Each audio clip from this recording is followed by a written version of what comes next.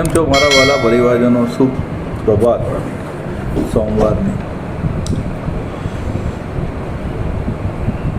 વાત તો બજારનો માણસ છું તો બજારની જ કરીશ. જીઓ પોલિટિકલની વાત કરીશ થોડી. બજારોના ઇન્વેસ્ટર કોને ચેસ કરે છે, કોની પાછળ દોડે છે? જ્યાં વધારે રિટર્ન આપે ત્યારે ને એજન્ટો પણ છે ને, જે વધારે રિટર્ન આપેલું હોય ને તે જ બતાવે, મિડ કેપ ને સ્મોલ કેપ. પણ સૌથી વધારે ડેન્ટ બી ત્યાં જ પડે, સૌથી વધારે માઇનસમાં બી ત્યાં જ જાય, મિડ કેપ ને સ્મોલ કેપ. આજે નિફ્ટી લગભગ 10%, 12% જેટલી માઇનસ છે. મિડ કેપ 15થી 20% માઇનસ ને સ્મોલ કેપ લગભગ 25% કરતાં માઇનસ છે. તો જ્યારે કોરોના આવેલો ને મિત્રો, આખી દુનિયામાં પ્રોબ્લેમ તો આજનો બી આખી દુનિયામાં જ છે. પણ કોરોનામાં બધું થંભી ગયેલું ત્યારે પણ આપણા બજાર 40% ઘટેલા. તો અત્યારની તારીખમાં હું પર્સનલી એવું માનું છું કે બજારની જે નેગેટિવ ખરાબ ઇફેક્ટ આવવાની લગભગ આવી ગઈ, આવી નથી પતી તો બી પતવા આવી. ને બોટમ ફોર્મેશન ગમે ત્યારે ચાલુ થઈ ગયું છે તે મને ખબર નથી, પણ ચાલુ થશે અથવા ચાલુ થઈ ગયું છે ને એ અહીંયાથી 5-7-10% વધશે ને ત્યારે જ ઇન્વેસ્ટરને થશે કે પાછું એકવાર ગાડી ચૂકી ગયા. કારણ કે હિન્દુસ્તાનનું બજાર મજબૂત જ રહેશે. 14.5% જેવો ત્રીજા ક્વાર્ટરમાં ટોપ લાઇન બોટમ લાઇન આવી છે. આખી દુનિયાના દેશોએ પેટ્રોલિયમ પ્રોડક્ટના ભાવ 10-15% જેટલા વધારી રહ્યા છે. આપણે હજી વધાર્યા નથી ને શક્યતા લાગતી નથી, કારણ કે કાલે જ પેલા 2 LPGના કન્ટેનર આવ્યા, લગભગ 92,000 ટન આવ્યું. તો મારા મનમાં મેં બહુ સરસ પોડકાસ્ટ જોયા, આનંદ રાઠીના deputy CEO mister Firoz Aziz. હું એને બહુ ક્લોઝલી ટ્રેક કરું છું. તો એમની એક વાત મને બહુ ગમી કે મારી જે આવતા 12 મહિનાનું સેવિંગ, તો એને હું અત્યારે જ ઇન્વેસ્ટ કરીશ. કઈ રીતે? કે મારા જે એક્ઝિસ્ટિંગ મ્યુચ્યુઅલ ફંડ છે ને તેની સામે હું લોન લઈ લેવા. 12 મહિનાનું સેવિંગ એટલે કે એણે એક્ઝામ્પલ આપેલું કે ભાઈ મને 2 લાખની મારી આવક છે ને 1 લાખનો ખર્ચો છે ને 1 લાખનું સેવિંગ છે, તો હું 12 લાખની લોન લઈને 12 લાખ રૂપિયા આજે જ નાખી દેવા ઇક્વિટીમાં.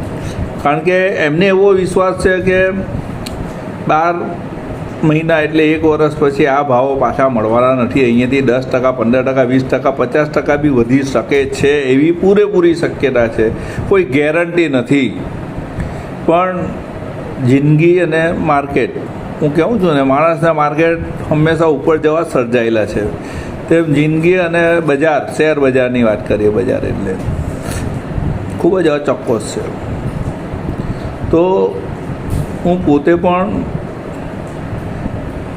આ વિચારને અમલમાં મૂકવાનો છું. મારી અત્યારની એક્સપેન્સીસ, મારો અત્યારનું સેવિંગ, એની ઉપરાંત જે મારી પાસે છે તે હું 12 મહિનાનો લોન લેવા જઈ રહેલો છું. લગભગ 10%ની આસપાસના ભાવોએ એટલે વ્યાજે મને મળશે ને હું એવી અપેક્ષા રાખું છું કે 20, 30, 40, 50% જેટલું રિટર્ન મળવાની પૂરેપૂરી શક્યતા છે. એટલા માટે જોખમ તો છે જ ને. કદાચ 10% પણ નહીં મળ્યું તો મારે વ્યાજ મારા ગજવામાંથી ભરવું પડે. પણ જ્યારે આપણે માર્કેટમાં આવ્યા ત્યારે જોખમની તો ગણતરી હોય જ ને. કેલ્ક્યુલેટિવ જોખમ તો હંમેશા લેવું જ પડે, ગણતરીનું જોખમ તો લેવું જ પડશે. તો હું પોતે આ વસ્તુ કરવા જઈ રહેલો છું. તમારી ફાઇનાન્શિયલ સ્ટ્રેન્થ, તમારી ફાઇનાન્શિયલ કેપેસિટી જો તમને આ કરવા માટે પરમિશન આપે તો તમે તમારું પોતાનું રિસ્ક કેપેસિટી જોઈને આ કરી શકો છો. હું કોઈને સજેશન બી આપતો નથી, હું કોઈને ભલામણ બી કરતો નથી. હું ફક્ત મારા વિચારો તમારી સાથે શેર કરું છું, વહેંચું છું. તો આ બજારમાં લગભગ મને 50 વર્ષ થયા ને તો 50 વર્ષમાં આવી બહુ ઉઠાપટક જોઈને બહુ બજારો બહુ જબરજસ્ત રીતે રિકવર થાય છે. આપણે જે કહેવાય છે ને કે સ્પ્રિંગ તમે જેટલી દબાવો ને તેટલું ઉછળે. તો આ યુદ્ધ હવે ચાલ્યા જ કરશે, કારણ કે બેઝિકલી શું છે કે અમેરિકા આમાં ભેરવાયું. ગઈકાલે ઈરાને જે